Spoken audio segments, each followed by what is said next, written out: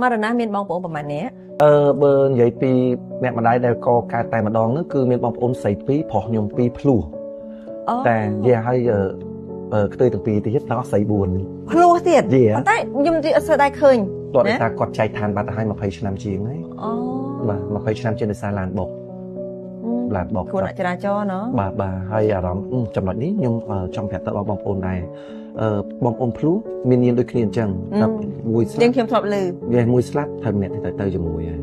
ចុះពេលដែលគាត់ស្លាប់ទៅម្នាក់អញ្ចឹងយើងមានអារម្មណ៍បែបហ្នឹងដូចគេទីយើងអត់បាទគឺអញ្ចឹងតែមួយថ្ងៃម្ដងពួកយើងដឹងខ្លួនយើងស្រាប់ហើយបងប្អូនភ្លោះគឺអញ្ចឹងមែន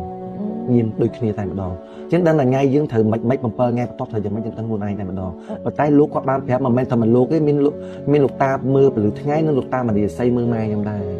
គេមើលម៉ែតាគាត់ថាបងខាត់ដីមួយ